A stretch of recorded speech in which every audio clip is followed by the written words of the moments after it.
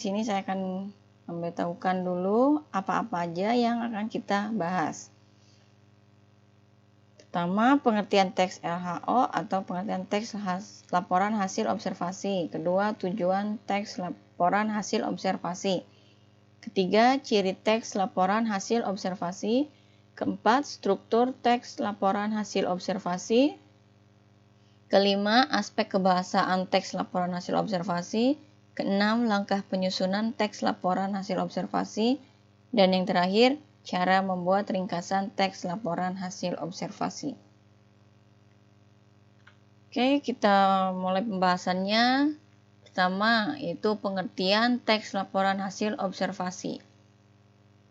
Teks hasil observasi disebut juga teks laporan observasi atau teks laporan, yang artinya teks hasil pengamatan secara rinci, sistematis, dan bersifat faktual.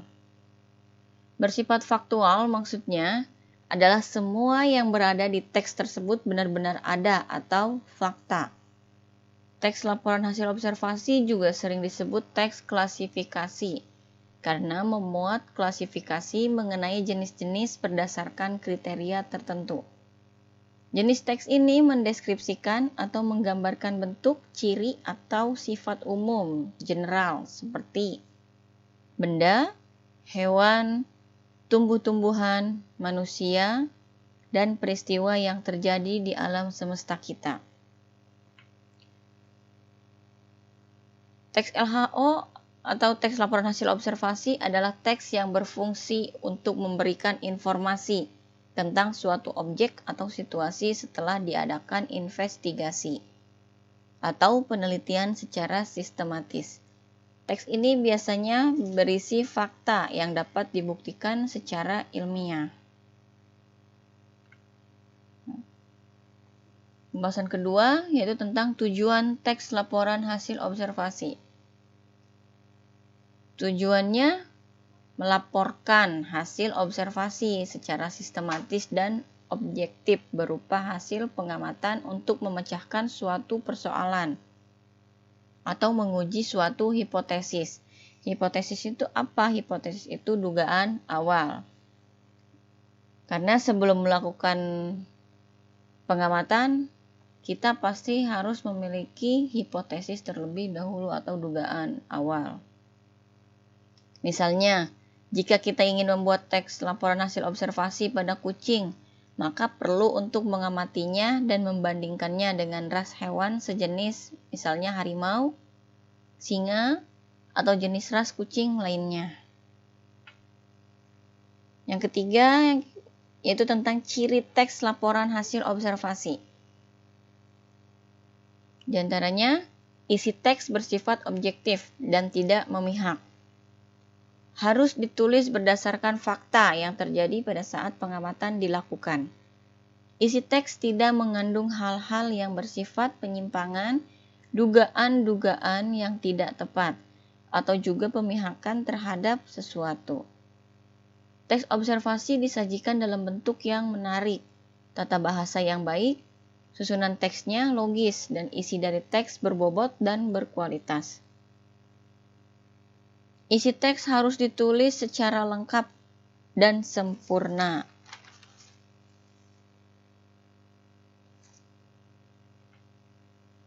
Keempat, struktur teks laporan hasil observasi.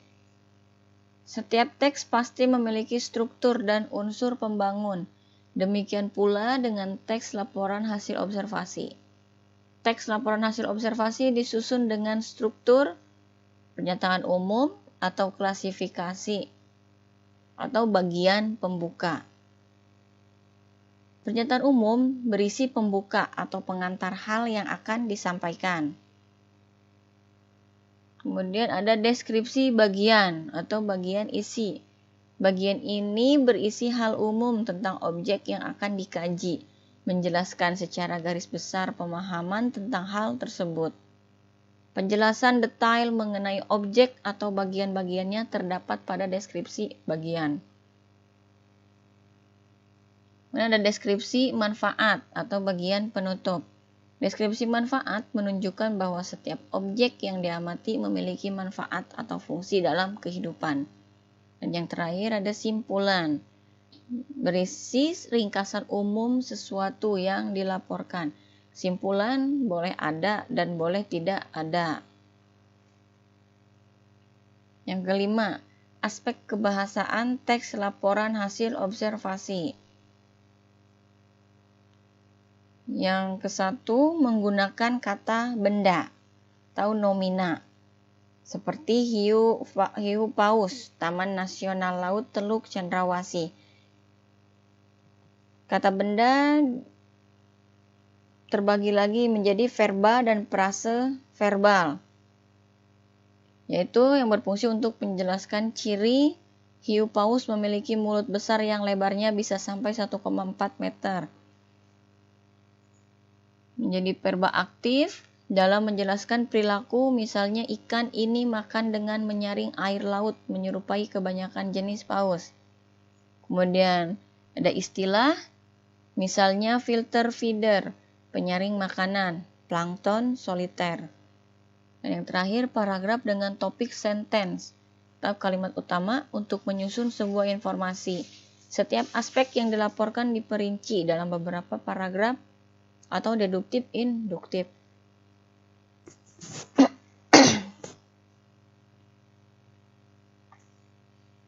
Yang kedua ada kata benda atau nomina. Kata benda atau nomina adalah kata yang mengacu kepada sesuatu benda, konkret maupun abstrak. Kata benda berfungsi sebagai subjek, objek, pelengkap, dan keterangan.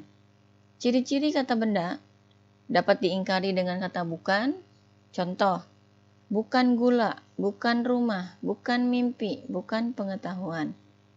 Dapat diikuti dengan gabungan kata yang ditambah KS. KS di sini yaitu kata sifat. Atau yang sangat ditambah KS atau kata sifat. Contoh, buku yang mahal. Mahal di sini merupakan kata sifat. Pengetahuan yang sangat penting, orang yang baik.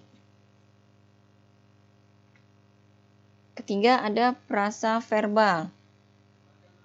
Frasa kerja atau frasa verba adalah frasa yang distribusinya sama dengan kata kerja atau verba.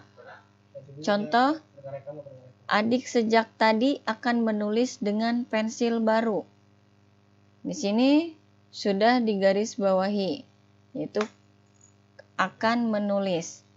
Keempat, frasa nomina. Frasa benda atau frasa nomina adalah frasa yang distribusinya sama dengan kata benda. Unsur pusat frasa benda yaitu kata benda. Contoh, Dita menerima hadiah ulang tahun. Yang kelima, berbagai istilah atau kata yang umum. Digunakan pada satu bidang tertentu, misalnya garpu tala dan destilasi. Keenam, kalimat yang hanya menggunakan satu verba disebut kalimat simpleks.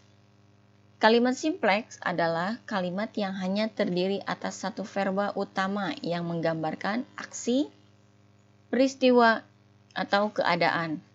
Kalimat simpleks yang sesungguhnya sama dengan kalimat tunggal, hanya mengandung satu struktur, S, P, O, pel. S untuk subjek, P untuk predikat, O untuk objek, ket untuk keterangan, pel untuk pelengkap. Unsur yang diletakkan di dalam kurung belum tentu ada dalam kalimat. Pada contoh berikut ini yang dimaksud verba utama adalah membaca. Verba tinggal pada unsur subjek dianggap bukan verba utama. Kalimat tersebut mempunyai satu struktur, yaitu S, P, ke tempat. Contoh kalimat simpleks. Tumbuh-tumbuhan tidak dapat bergerak dari satu tempat ke tempat lain. Tumbuh-tumbuhan tidak dapat menghasilkan makanan sendiri. namun tidak semua tumbuh-tumbuhan mempunyai bunga. Yang ketujuh, ada kalimat yang menggunakan dua verba atau lebih yang disebut dengan kalimat kompleks.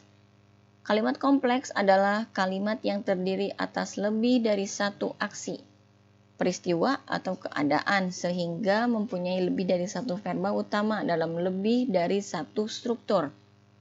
Struktur yang satu dan struktur yang lain biasanya dihubungkan oleh konjungsi atau kata penghubung. Tetapi sering pula hubungan itu hanya ditunjukkan oleh tanda koma atau titik koma. Bahkan tidak ditunjukkan oleh tanda baca apapun. Kalimat kompleks dibagi menjadi dua jenis, yaitu kalimat kompleks parataktik dan kalimat kompleks hipotaktik. Contoh kalimatnya, benda di dunia dapat dikelompokkan atas persamaan dan perbedaannya. Semua benda di dunia ini dapat diklasifikasikan menjadi dua kelompok, yaitu benda hidup dan benda mati. Yang pertama sering disebut makhluk hidup dan yang kedua disebut makhluk mati. Kedelapan, kata penghubung atau konjungsi. Kata penghubung ialah kata yang menghubungkan kata dengan kata dalam sebuah kalimat, atau menghubungkan kalimat dengan kalimat dalam sebuah paragraf. Contohnya, ada kata dan atau tetapi sesudah. Dan masih banyak lagi, kalian bisa membacanya sendiri ya. Yang kesembilan, persamaan kata atau sinonim. Sinonim adalah pertalian dua kata atau lebih yang memiliki makna sama atau hampir sama.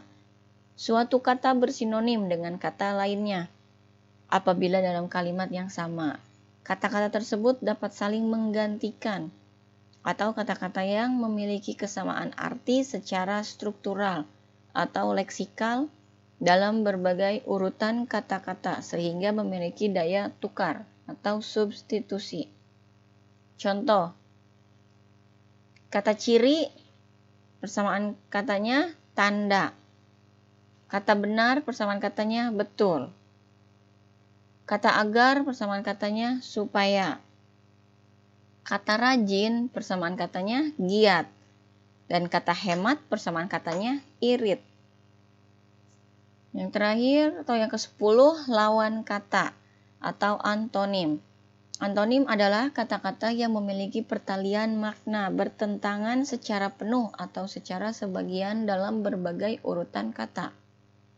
Contoh, siang lawan katanya malam, pulang lawan katanya pergi, kaya lawan katanya miskin, panjang lawan katanya pendek, dan hidup lawan katanya mati.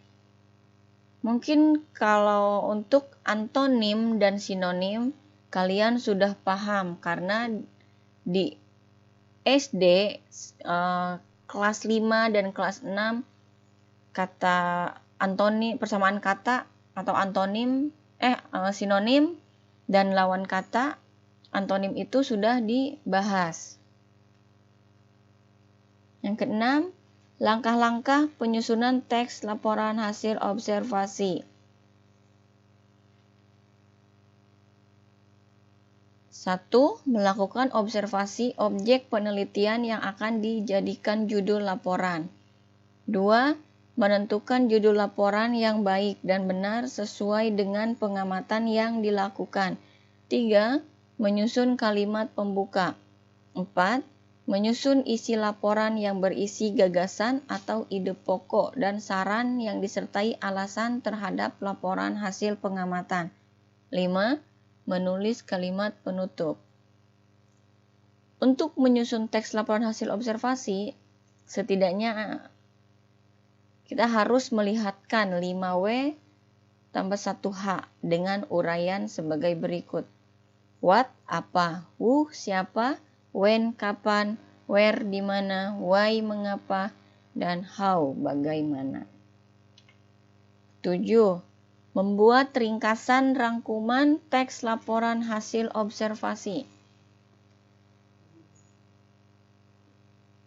Ringkasan merupakan sekumpulan berbagai informasi untuk mempermudah pemahaman.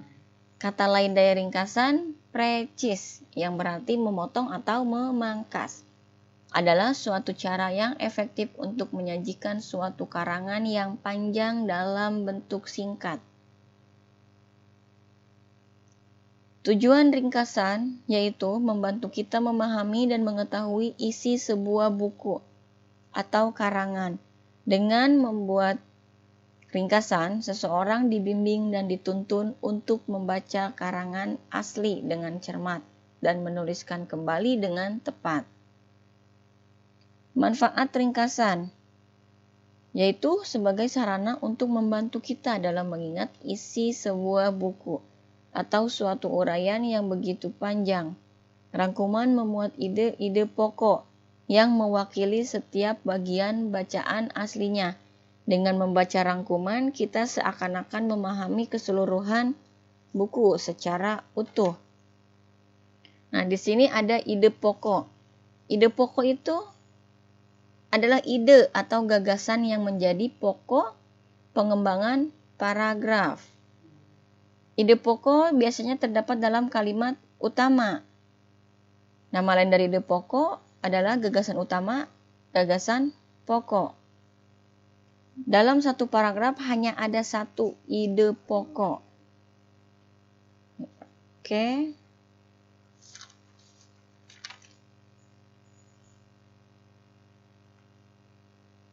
Nah, di sini ada contoh teks laporan hasil observasi yang berjudul wayang. Untuk lebih jelasnya, kalian bisa membacanya. Dan untuk bisa memahaminya, kalian harus membacanya sampai dengan selesai. Ini lanjutannya.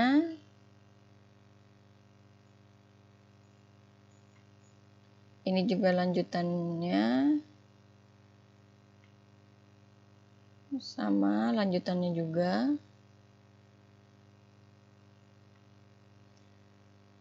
Nah, ini analisis struktur dari contoh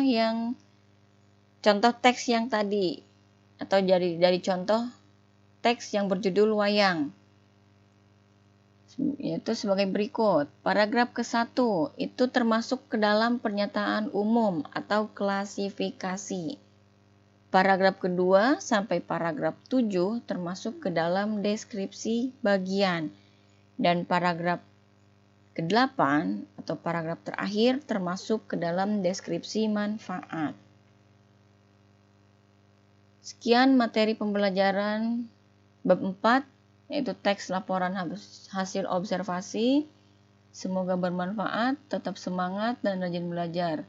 Sampai jumpa di pembelajaran berikutnya. Terima kasih. Wassalamualaikum warahmatullahi wabarakatuh.